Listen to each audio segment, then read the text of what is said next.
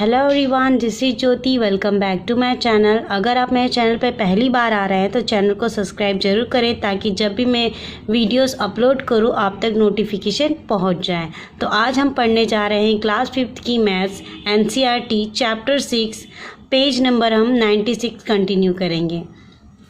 तो आज हम पढ़ेंगे साझा गुणनखंड। तो यहाँ पे देख लीजिए, 25 के गुणनखंड को लाल गोले में और 35 के गुणनखंड को नीले गोले में लिखो। तो जैसे मैंने आपको बताया है कि किसी भी संख्या का गुणनखंड ज्ञात करना हो, पता करना हो, तो आप ये देखेंगे कि वो संख्या कौन कौन से टेबल में या किसी पहाड़े में आती है। तो यहाँ पे देखिए 25 और 35 दिया गया है, तो आपको देखना है कि 25 कौन कौन से पहाड़े में आती है। तो यहाँ पे देखिए जो 25 है वो 1 के और 5 के और 25 के पहाड़े में आती है, ठीक है। और जो 35 नंबर है वो 1 के, 5 के, 7 के और 35 के टेबल में आती है, ठीक है। तो अब आगे देख लेते हैं। तुमने दोनों गोलों में आने वाले भाग बैंगनी में कौन कौन से गुणनखंड लिखे हैं। ये 25 और 35 के साझा गुणनखंड है। तो साझा गुणनखंड का अर्थ होता है कि जो नंबर 25 के गुणनखंड में भी आए और 35 के भी गुणनखंड में आए। तो यहाँ पे आप देख सकते हैं कि 25 के जो गुणनखंड हमने निकाले इसमें भी 1 है और 35 वाले में भी 1 है और 5 भी है 25 वाले में और 35 वाले में 5 है। तो ये जो दो नंबर हैं ये दोनों के गुणनखंड हैं, तो इसीलिए हम इसे क्या कहेंगे, साझा गुणनखंड। और इसे हम बैंगनी वाले भाग में लिखेंगे। ओके, अब नेक्स्ट देख लेते हैं कि अब तुम 40 के गुणनखंड को लाल गोले में और 60 के गुणनखंड को नीले गोले में लिखो। तो सिंपल है, 40 का गुणनखंड हम यहाँ पे देख लेंगे। यहाँ पे देखिए जो 40 का गुणनखंड है 1, 2, 4, 5, 8, 10, 20, 40। ये हो गया हमारा 40 का गुणनखंड। और 60 का देखिए 1, 2, 3, 4, 5, 6, 10, 12, 15, 20, 30 और 60। तो यहाँ पे आपको बताना है साझा गुणनखंड कौन सा है। तो यहाँ पे आप देखेंगे 60 और 40 में देखिए यहाँ पे भी आपको सेम नंबर मिल जाएगा, यहाँ पे भी सेम नंबर, यहाँ पे भी सेम नंबर, या ये भी देखिए 5 भी सेम नंबर है, 10 भी और 20 भी। तो यहाँ पे हम बैंगनी वाले पार्ट में 1, 2, 4, 5, 10 और 20 ये संख्या लिख देंगे इस तरीके से, ठीक है। अब आगे देखिए क्या कह रहा है, दोनों गोलों में आने वाले बैंगनी भाग में आपने कौन कौन से गुणनखंड लिखे। तो हमने 1, 2, 4, 5, 10 और 20 ये संख्या लिखी है।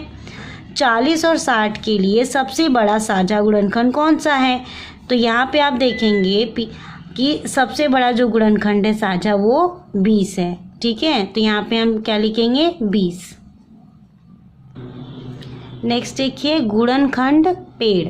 तो यहाँ पे आपको लिखा है गुणनखंड के पेड़ को देखें।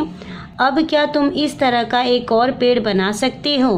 तो यहाँ पे आपको देखिए नंबर दिया हुआ है 18 नंबर, और 18 जो नंबर है 9 के पहाड़े में 2 बार में आता है, 9 दूनी 18। 2 को हम और खंड नहीं कर सकते पर 9 को हम कर सकते हैं। तो 9 कितनी बार में आता है, 3 के पहाड़े में 3 बार में। अब इसके आगे 3 का हम खंड नहीं कर सकते, तो यहीं पे आपको क्या करना है, स्टॉप कर देना है। एक बार और देखिए 18 और कौन से पहाड़ी में आता है, 18 और 6 के पहाड़े में आता है 3 बार में, 6 त्रिक 18, 6 3 18, ठीक है। अब 3 का हम और खंड नहीं कर सकते लेकिन 6 का हम कर सकते हैं।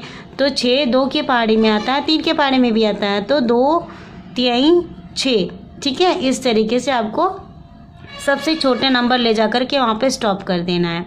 नेक्स्ट देखिए, तुम 24 का गुणनखंड पेड़ कितने तरीकों से बना सकते हो, उनमें से 3 को नीचे बनाओ। तो सिंपल है कि आप देख सके यहाँ पे 24 कौन कौन से पहाड़े में आता है, तो एक एक करके उस पहाड़े को आप लिखिए। देखिए यहाँ पे सिंपल है, यहाँ पे देखिए पहला जो 24 है वो 8 के पहाड़े में 3 बार में आता है, 8 त्रिक 24, ठीक है। 3 का हम खंड नहीं कर सकते लेकिन 8 का हम खंड कर सकते हैं। 2 के पहाड़े में 8 4 बार में आता है, तो 2 चौके 8, और उसके ऊपर हम 4 को भी और खंड कर सकते हैं इस तरीके से। 2 के पहाड़े में 4 आता है 2 बार में, 2 दूनी 4। ठीक है, अब यहाँ पे आप देखिए 24 है, 6 के पहाड़े में 4 बार में आता है, 6 चौके 24। यहाँ पे हम 6 का भी खंड कर सकते हैं और 4 का भी। तो इस तरीके से ये खंड हो गया। देखिए 6 का 2 तिहाई 6 और 4 का 2 दूनी 4। सबसे छोटे नंबर पे ले जाकर के हमको क्या करना है, इसको स्टॉप कर देना है। अब यहाँ पे देखिए, यहाँ पे 24 है, 12 दूनी 24। ठीक है, अब 12 का हम खंड कर सकते हैं लेकिन 2 का नहीं कर सकते, 2 सबसे छोटी संख्या हो गई। ठीक है, तो 12 दूनी है तो 6, 2 छक 12 ले लीजिए, 6 दूनी 12 ले लीजिए। ठीक है, और यहाँ पे 6 का और खंड का हो सकता है कि 2 तिहाई 6, इस तरीके से। ठीक है, नेक्स्ट देख लेते हैं। दूसरी संख्याओं के लिए भी गुणनखंड पेड़ बनाने की कोशिश करो। इसी तरीके से आप और संख्याएं ले करके आप गुणनखंड पेड़ बना सकते हैं। नेक्स्ट देखिए, पार्क का रास्ता। अनु के घर में एक पार्क है, उस पार्क के बीच में एक रास्ता है। उन्होंने रास्ते को 2 फीट, 3 फीट और 5 फीट की टाइलों से टाइल करने का फैसला किया है। ठीक है, अभी पार्क कोई भी शेप में हो सकता है, सर्कल या स्क्वायर या किसी भी शेप में हो सकता है। मान लीजिए ये पार्क है और इसके बीचों बीच क्या है, रास्ता है, और इस रास्ते में 2 फीट, 3 फीट और 5 फीट की क्या टाइल्स लगानी है। ठीक है, इस तरीके से टाइल्स लगेगी। तो यहाँ पे क्या है, मिस्त्री ने पहली पंक्ति को 2 फीट की टाइल से, दूसरी पंक्ति को 3 फीट की टाइल से और तीसरी पंक्ति को 5 फीट की टाइल से टाइल किया। ठीक है, मिस्त्री ने किसी भी टाइल को नहीं काटा। मिस्त्री ने टाइल जब बिछाया तो उसको इस तरीके से बिछाया कि किसी भी टाइल को कट करने की जरूरत नहीं पड़ी। तो यहाँ पे पूछा जा रहा है आपसे कि रास्ते की लंबाई कम से कम कितनी है। तो जब आपसे पूछा जाए कि कम से कम कितनी है, यहाँ पे ये जो नंबर दिए गए हैं 2, 3 और 5, तो यहाँ पे पूछा जा रहा है कि रास्ते की कम से कम जो लंबाई है वो कितनी है। तो आपको यहाँ पे एलसीएम सॉल्व करना है। ठीक है, तो देखिए हमें 2, 3 और 5 इन नंबर का एलसीएम कैसे निकालना है। यहाँ पे देखिए एक स्टैंडिंग लाइन ले लेंगे इस तरीके से और एक स्लीपिंग लाइन। मैंने प्रीवियस वीडियो में भी आपको एलसीएम के बारे में बताया था। ठीक है, यहाँ पे देख लेते हैं। तो यहाँ पे देखिए हम इसे पहले 2 से कट करेंगे, 2 1 का 2 और 3 और 5 एज इट इज़ उतार देंगे। ठीक है, फिर 3, 3 1 कम 3 और 1 एज इट इज़ उतार देंगे, 5 भी। ठीक है, फिर 5, 5 1 कम 5। इस तरीके से हम क्या करेंगे, सवाल को सॉल्व कर लेंगे। तो यहाँ पे देखिए जो एलसीएम होगा, यहाँ पे 2 गुणे 3 गुणे 5, इन तीनों का हम गुणा कर देंगे तो कितना आएगा हमारा, 2 तिहाई 6, 6 पचे 30। तो 30 फीट वहाँ पे पूछ रहा है कि रास्ते की लंबाई कितनी होगी। तो आप यहाँ पे बताएंगे रास्ते की जो लंबाई है वो 30 फीट होगी। ओके, तो आप यहाँ बताएंगे रास्ते की लंबाई कम से कम कितनी है, 30 फीट है। नेक्स्ट देखिए, मनोज ने एक नया घर बनाया है, वह फर्श पर टाइल बिछाना चाहता है। कमरे का आकार 9 फीट गुणे 12 फीट है। बाजार में 3 तरह की चौकोरे टाइल हैं, 1 फुट, 2 फुट, 3 फुट। उसे कौन से आकार की टाइल खरीदनी चाहिए ताकि वह बिना काटे उन्हें बिछा सके। तो यहाँ पे आप देखेंगे कि मनोज ने जो घर बनाया है उसकी लंबाई और चौड़ाई कितनी दी गई है, 9 फीट और 12 फीट। तो यहाँ पे जो टाइल्स दी गई हैं वहाँ 1 फुट, 2 फुट और 3 फुट की है। तो जो मनोज है वो कहा जा रहा है कि कुछ टाइल्स इस तरीके से वो बिछाए ताकि उसमें वो जो टाइल्स को कट ना करना पड़े। तो वो जो टाइल्स है वो 1 फुट की यूज़ करे या 2 फुट की या 3 फुट की। तो यहाँ पे हम क्या करेंगे, सिंपल है, 9 और 12 जो दिया गया है, आप देखिए कि 9 और 12 कौन कौन से टेबल में आते हैं। पहले इनके गुणनखंड आप देख लीजिए। आपने गुणनखंड एक बार पता कर लिया तो यहाँ पे आप देखेंगे कि साझा गुणनखंड जो हमने अभी सीखा है, साझा गुणनखंड कैसे निकालते हैं। तो आप देखेंगे कि जो टेबल यहाँ पे देखिए, यहाँ पे जो साझा गुणनखंड है 1 और यहाँ पे भी 1 है, यहाँ पे 3 है तो यहाँ पे भी 3 है। तो यहाँ पे आप देखेंगे कि जो दोनों में आ रहा है जो नंबर, वही हमारा क्या हो गया, साझा गुणनखंड। तो अगर जो मनोज है 1 फुट या फिर 3 फुट की टाइल्स यूज़ करेगा तो उसे ये टाइल्स जब वो बिछाएगा तो उसे काटने की ज़रूरत नहीं पड़ेगी। नेक्स्ट देखिए, रानी, नसीमा और गीता एक दूसरे के पास रहती हैं। उनके घर से सड़क की दूरी 90 फुट है। ठीक है, उन्होंने घर से सड़क तक टाइल करने का फैसला लिया। उन सब ने अलग अलग डिज़ाइन और लंबाई की टाइलें खरीदी। रानी ने सबसे छोटी टाइल खरीदी, गीता ने बीच के आकार की टाइल खरीदी और नसीमा ने सबसे लंबी टाइल खरीदी। अगर वे बिना किसी टाइल को काटे रास्ते को टाइल कर सकती हैं तो तीनों ने किस आकार की टाइल खरीदी? 3 अलग अलग तरीके बताओ, समझाओ कि तुम्हें यह उत्तर कैसे मिलता है।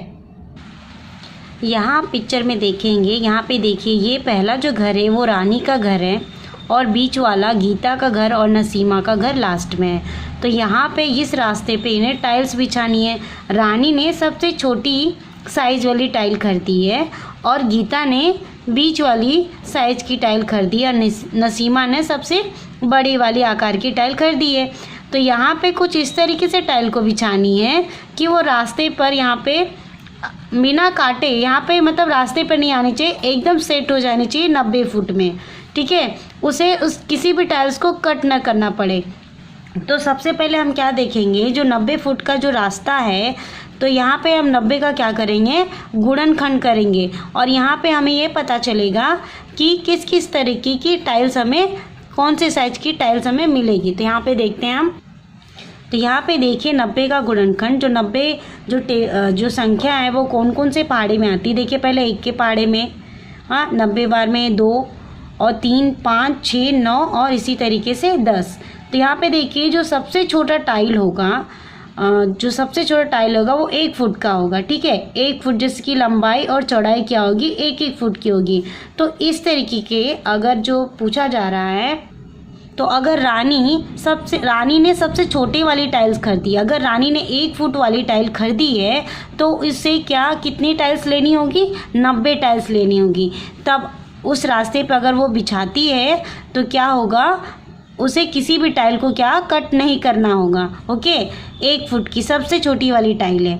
ठीक है, उसके बाद देखिए 2 फुट की जो टाइल्स होगी वो कितनी टाइल्स लगेगी, 45 टाइल्स लगेगी और जो 3 फुट की होगी वो 30 लगेगी। इसी तरीके से जो गीता है अगर वो 5 फुट वाली आकार की टाइल्स लेती है तो उसे कितनी टाइल्स लेनी होगी, 18 टाइल्स लेनी होगी। और जब ये 90 फुट के रास्ते पे बिछेगा 5 फुट का टाइल तो उसे काटना नहीं पड़ेगा। और सबसे बड़ी साइज वाली यहाँ पे जो टाइल्स होगी वो क्या होगी, 10 फुट वाली। ठीक है, जिसकी लंबाई और चौड़ाई कितनी होगी, 10-10 फुट होगी। तो जो 10-10 फुट वाली टाइल होगी वो कितनी टाइल्स लगेगी, 9 टाइल्स लगेगी। तो इस तरीके से अगर गीता और रानी और नसीमा इस तरीके के इस साइज वाली टाइल्स लेंगी तो उन्हें 90 फुट के रास्ते पे बिछाने, ये जो इस आकार की टाइल्स बिछाएंगी तो उन्हें काटना नहीं पड़ेगा। तो यहाँ पे चैप्टर 6 कंप्लीट होता है। नेक्स्ट वीडियो में हम नेक्स्ट चैप्टर यानी चैप्टर 7 स्टार्ट करेंगे। तो टिल देन बाय बाय।